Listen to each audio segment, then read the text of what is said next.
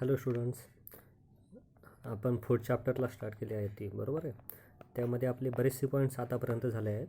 तर आज आपलं पेज नंबर 24वर ड्राय सेल हा टॉपिक आपण आज शिकणार आहोत. कोणता? Dry cell. तर ड्राय सेल म्हणजेच याला म्हटलं जातं, ड्राय म्हणजे काय तर कोरडा, सेलला आपण म्हणतो जसं की विद्युत घट, बरोबर आहे. तर मग आता हे कोरडे विद्युत घट नेमके एक्झॅक्टली काय असतात, कशासाठी वापरले जातात ते आपण आता पाहूया आज. Okay, so the dry cells are used in our radio sets, wall clocks and torches. These are available in 3 or 4 sizes. The construction of a dry cell is shown in figure 4.2. आता हे जे dry cells आहे म्हणजे हे जे काही कोरडे विद्युत घट असतात हे आपण कशामध्ये वापरतो. तर नंबर 1 आहे रेडिओ सेट्स. म्हणजे आपण जे रेडिओ वापरले जायचे, आता सध्याच्या प्रमाणामध्ये जर पाहिलं तर रेडिओचं प्रमाण खूप कमी झालेलं आहे, बरोबर. त्यानंतर जे वॉल क्लॉक्स आहे, भिंतीवरच्या ज्या काही घड्याळे आहेत, त्यानंतर जी काही बॅटरी असते म्हणजे विजेरी टॉर्च आपण ज्याला म्हणतो, बरोबर आहे. तर यामध्येही कोरडे विद्युत घट बसवले जातात. तर मग आता जसं की रेडिओमध्ये पाहिलं तर मग रेडिओमध्ये कसे ते मोठ्या टाईपचे सेल पार्ट बसवले जातात, बरोबर. त्यानंतर वॉल क्लॉक्समध्ये युरिडीचे आपले सिम्पलमध्ये जे 10 रुपये विक्रीवाले असतात ते बसवतो आपण. त्यानंतर टॉर्चमध्ये सुद्धा तेच चालतात. त्यानंतर रिमोटमध्ये पहा, आपले जे टी व्हीचे रिमोट असतात त्यामध्ये थोडी स्मॉल साईज त्यामध्ये असते. म्हणजेच मग किती 3 साईजेसमध्ये तर आपण इथंच पाहिले. कोणतं? नंबर 1 रिमोटचा आहे सर्वात स्मॉल. 2 नंबर जे आपण टॉर्चमध्ये किंवा वॉचमध्ये यूज करतो, जी भिंतीची असते ती सेकंड नंबर. आणि थर्ड नंबर जे आहेत रेडिओमध्ये. म्हणजे 3 प्रकार तर आपण पाहिलेत. म्हणजे असे 3 ते 4 प्रकार ते सेलमध्ये असतात. आता त्यापैकी एका कोरड्या विद्युत घटाची जी काही प्रतिकृती असणार आहे, त्याची जे काही स्ट्रक्चर जे असणार आहे, कन्स्ट्रक्शन्स मीन काय, रचना, त्याची संरचना जी आहे ती खाली 4.2 फिगरमध्ये आपल्याला दिलेली आहे. तर ती आपण आता अभ्यासूया. ओके, सो ट्राय दिस म्हणून त्यांनी तो प्रयोग दिलेला आहे. तर त्या प्रयोगाच्या आधारे आपण एक्झॅक्टली ड्राय सेल असतं कसं ते आपण आता पाहूया. Okay, so try this. Take a lead dry cell and remove its outer coating. तुम्हाला काय करायचं आहे, एक जसं की म्हणजे रिमूव्ह इट्स आउटर म्हणजे काय, जो निकामी झालेला आहे, जो काही कामात नाही आहे. म्हणजे जसं की आता आपली भिंतीवरची घड्याळ असते ती बंद पडली म्हणजे ते सेल संपलेलं आहे याचा अर्थ. तर मग असं संपलेलं सेल तुम्हाला घ्यायचं आहे आणि त्याचं काय करायचं, जे बाहेरचं जे पत्रासारखं जे आवरण असतं ना, ते आवरण तुम्हाला काढायचं आहे. त्यांनी काय शब्द वापरलेला आहे, निकामी, जे खराब झालेलं आहे, संपलेलं आहे ते सेल. नाही तर तुम्ही म्हणणार सरांनी आम्हाला सांगितलं होतं सेलचं वरचं कवर काढा. म्हणजे एखादं चालू सेलचं हे करणार, मग त्याचं वेस्ट जाणार, ते घरच्यांचे फटके पण मिळू शकतात, हे नाही. असं काही कृत्य आपण करायचं नाही आहे. Inside you will find a whitish metal layer. मग आता तुम्ही ज्यावेळेस त्याचं कवर काढणार आहे तर ते कवर काढल्यानंतर तुम्हाला मध्ये एक पांढऱ्या कलरचं, व्हाईटिश म्हणजे पांढऱ्या कलरचं तुम्हाला एक धातूचा थर किंवा आवरण तिथे तुम्हाला दिसणार आहे. दिस इज द झिंक झेडियन metal layer. This is the negative terminal of the cell. मग आता जे काही ते पांढरं जे धातूचं दिसणार आहे तुम्हाला ते कवरण, ते कशाचं असतं? झिंकचं असतं. झिंक म्हणजे जस्त नावाचा धातू. कोणता? जस्त नावाच्या धातूचं ते आवरण असतं. आणि हे जे टोक असतं त्याचं म्हणजे त्या घटाचं जे टोक असणार आहे खालचं, ते असणार त्याचं निगेटिव्ह पॉईंट. म्हणजे तो निगेटिव्ह टर्मिनल म्हणजे काय, ऋण टोक ते असणार आहे. टर्मिनल म्हणजे काय तर टोक. तर तिथे फिगरच्या खाली पहा तुम्ही, निगेटिव्ह टर्मिनल तिथे दिसतंय पहा तुम्हाला. म्हणजे जी फ्लॅट बाजू जी असते, कशी, सपाट. सेल पाहिलं असेल ना तुम्ही आपलं, तर सेलमध्ये कसं असतं, एक बाजूला असं एक सर्कल टाईप असतं, म्हणजे एकदम फ्लॅट असतं ते. आणि सेकंड साईड जी असते एक बारीकसा पॉईंट असा बाहेर निघलेला असतो. मग तो बारीकसा जो पॉईंट बाहेर निघलेला असतो ना, तो असतो पॉझिटिव्ह टर्मिनल. आणि जे खाली जे फ्लॅट असतं एकदम सपाट जे असतं ते असतं निगेटिव्ह टर्मिनल. ओके, लक्षात ठेवा. तर मग खालची जी सपाट बाजू असणार ते असणार निगेटिव्ह टर्मिनल, म्हणजे ते ऋण टोक ते असणार आहे त्या घटाचं. There is another layer inside and electrolyte is filled between this 2 layers. आता काळजीपूर्वक तुम्हाला काय करायचं आहे तिथे, तर ते जे आवरण असणार आहे म्हणजे ते कोणतं, व्हाईट कलरचं जास्तचं जे काही आवरण आहे ते तुम्हाला हळूच फोडायचं आहे. मग आता फोडल्यानंतर ते जास्तच्या आत देखील एक आवरण असतं, म्हणजे आत देखील एक कवर असतं. तर पाहूया नेमकं ते कवर कशाचं असतं. ओके, ज्यावेळेस तुम्ही ते फोडणार तर त्याच्या आतमध्ये अजून 2 कवर असतात. किती कवर असतात? 2 थर तिथे असतात. And the electrolyte contains negatively charge and positively charge ions. मग आता हे जे इलेक्ट्रॉन म्हणजे हे जे काही विद्युत आपघटनीचे म्हणजे त्याच्यामध्ये 2 गट असतात. जसं की आता हे जे आवरण आहे हे आयरनमध्ये इलेक्ट्रोलाइट म्हणजे काय, विद्युत अपघटनी. इलेक्ट्रोलाइट म्हणजे काय, विद्युत अपघटनी असं त्याला म्हटलं जातं. ओके, ते त्या आवरणामध्ये ते भरलेलं असतं. काय पहा, जसं की इथे दाखवलं आहे पहा, ते दिसते ते ब्लॅक कलरची लाईन. म्हणजे ती ब्लॅक कलरची जी लाईन आहे इलेक्ट्रोलाइटची, त्याच्या आतमध्ये जे काही मटेरियल असणार आहे त्या मटेरियलला काय म्हटलं जातं, इलेक्ट्रोलाइट म्हणजे विद्युत अपघटनी असं म्हटलं जातं त्याला.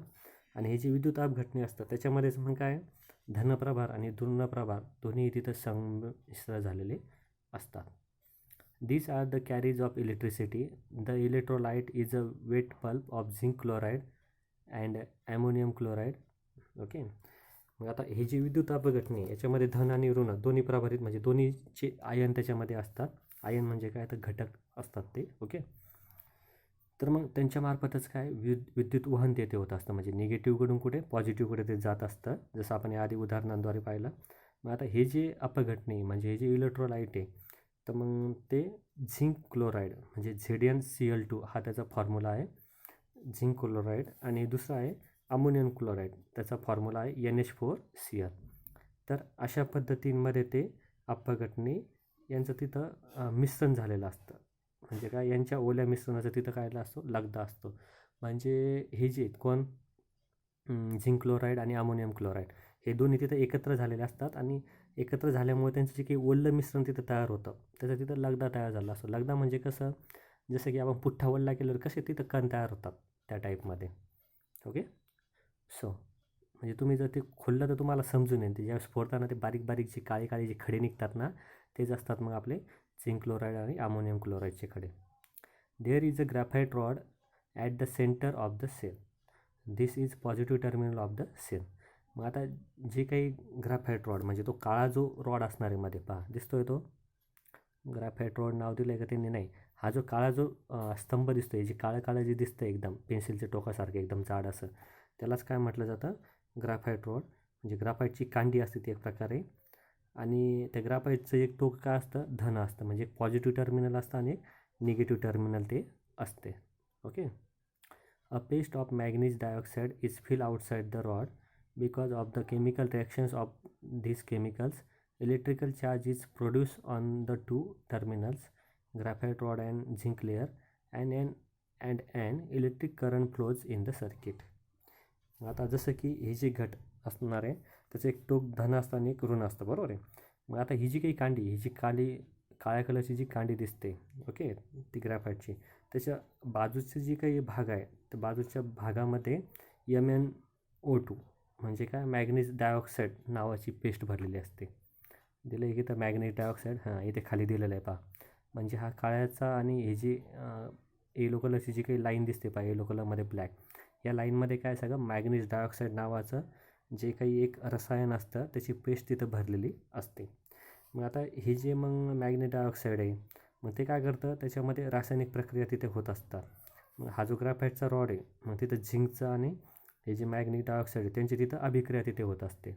ते दोघं जेव्हा एकत्र येतात तेव्हा मग तिथं अभिक्रिया झाल्यानंतर मग तिथं काय विद्युत प्रभार तिथे तयार होत असतो. आणि विद्युत प्रवाह तयार झाल्यानंतर मग ह्या सर्किटमधून, या परिपथामधून मग विद्युत प्रवाह व्हायला लागतो.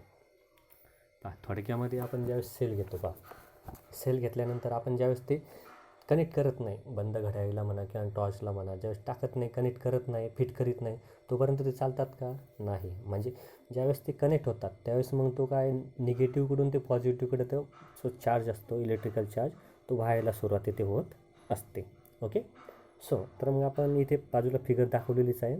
तुम्ही इंटरनेटवर या संबंधित काही व्हिडिओ टाकून त्याची अधिक माहिती घेऊ शकताय. ओके, सो नेक्स्ट पॅराग्राफ आहे, due to the wet pulp use in the cell, the chemical reaction proceeds very slowly, hence a large electric current cannot be obtained from it. Compared to the electric cells using liquids, the shelf life to dry cells is longer. Dry cells are very convenient to use as this can be held in any direction with respect to ground and can be used in mobile instruments. आता हे जे काही असणार आहेत, म्हणजे आता हा जो विद्युत घट आहे, काय हा कोरडा विद्युत घट आहे, बरोबर.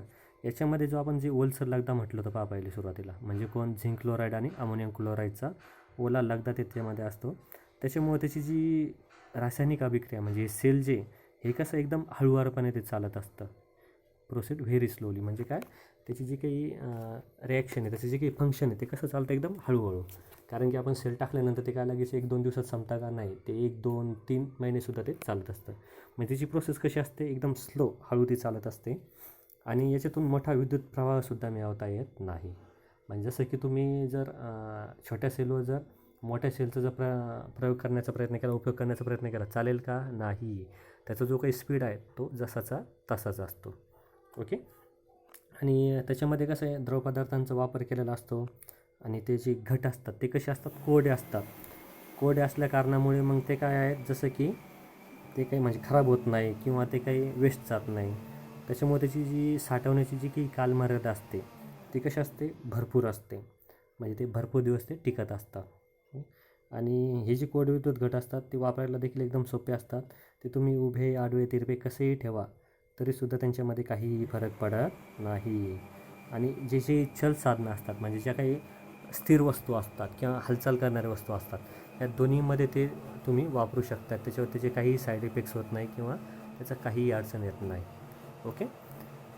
सो पेज नंबर आपलं चेंज होत आहे. पेज नंबर 25 आपण आता पाहूया. त्यामधील पॉईंट आहे लीड ॲसिड सेल. आता लीड ॲसिड सेल हा एक विद्युत घटातलाच एक प्रकार आहे. त्याला म्हटलं जातं लेड आम्ल विद्युत घट. लीडचं काय होतं, लेड, ॲसिड मीन्स आम्ल, आणि सेल म्हणजे आपला विद्युत घट. Figure 4.3 depicts the design of a lead acid cell. Let us examine its principle. This type of a cell can be recharged after getting electricity discharge. पहा काय सांगितलं त्यांनी. आता जी काही बाजूला तुम्हाला 4.3ची आकृती दिसते, ओके, लेड ॲसिड सेलची, त्याच्यामध्ये त्याची संरचना, त्याची जी रचना आहे ती तिथं तुम्हाला दाखवलेली आहे. मग आता त्याची तत्व आपण नेमकं पाहूया की या प्रकारचे जे काही घट असतात त्यांचं ज्यावेळेस इलेक्ट्रिकली डिस्चार्ज म्हणजे त्यांचं विद्युत विमोचन, म्हणजे इलेक्ट्रिकल डिस्चार्ज म्हणजे विद्युत विमोचन, म्हणजे ते विद्युत कशा पद्धतीने ते पसरतं, कसं ते पद्धतीने पांगतं, आणि ते झाल्यानंतर ते विद्युत प्रभारित कसे तयार करतात, म्हणजे विद्युत प्रभारित करता येतात. ओके. तर ते आपण आता फिगर थ्रू पाहूया. ओके. इथं बाजूला 4.3ची फिगर दाखवलेलीच आहे त्यांनी. विमोचन म्हणजे काय, दूर करणे. थोडक्यात विमोचन म्हणजे काय, दूर करणे. जसं आपण म्हणतो पहा, हनुमानची सिरियल पाहिली तर आपण काय म्हणतो, संकटमोचन जे हनुमान, म्हणजे संकटमोचन, संकट दूर करणारे. तसंच विद्युत विमोचन म्हणजे काय, तर मग जे विद्युत घट आहेत ते काय वेगळे करणे, आणि त्याच्यापासून वेगळे केल्यानंतर परत ते विद्युत प्रभारित करणे, म्हणजे ते चार्ज करणे थोडक्यात. तर ते आपण पुढे माहिती पाहणारच आहोत. The lead acid cells contain a lead electrode and a lead oxide electrode, and both are in dilute sulfuric acid. PbO2 carries a positive charge while the Pb electrode carries a negative charge. आता जे laid आम्ल जे असणार आहेत त्यांच्या विद्युत घटामध्ये जसं की शिसे असते. शिसे म्हणजे काय, PbO2 म्हणजे सल्फ्युरिक ॲसिड म्हणजे काय, शिसे. त्याला Pb ते असतात. Okay. Cell electrode and lead oxide electrode deep dilute sulphuric acid. आता सल्फ्युरिक ॲसिड आणि जे शिसे असणार आहे, ओके, म्हणजे आता शिसे म्हणजे काय, तर Pb. शिसे म्हणजे काय, तर Pbचा तो फॉर्म आहे, जसं काय फॉर्म्युला आहे. आणि नंतर त्यानंतर त्यांनी दिलं आहे की Pb नंतर इलेक्ट्रोड म्हणजे काय, तर विद्युत अग्र. विद्युत अग्र म्हणजे काय, विद्युतचं जे समोरील टोक असणार आहे ते. आणि नंतर त्यांनी दिलेलं होतं जसं की PbO2. मग PbO2 म्हणजे काय, लेड डायऑक्साईड. ओके. यांचं जे काही मिश्रण असणार आहे, म्हणजे जे लेड आम्ल विद्युत घट असतात त्याच्यामध्ये एक टोक जे आहे ते शिशाचं असतं आणि दुसरं टोक जे आहे ते लेड डायऑक्साईडचं असतं. आणि दुसरं जे विद्युत आग्र म्हणजे दुसरा जे विद्युत आग्र असणार त्याचा जो टोक असणार आहे त्याच्यामध्ये इलेक्ट्रोड म्हणजे विरल सल्फ्युरिक आम्लमध्ये ते बुडवलेलं असतं. थोडं समजून सांगण्यासाठी देखील ते अवघड जात आहे का, कारण की सगळी भौतिक लँग्वेज आहे, भौतिकशास्त्राशी रिलेटेड आहे की नाही. हे सर्व प्रयोग आपण जोपर्यंत करून पाहत नाही ना तोपर्यंत लक्षात येत नसतात. ओके. सो पहा इथे खाली काय दाखवलं त्यांनी, इलेक्ट्रोलाइट म्हणजे काय, विद्युताप घटने.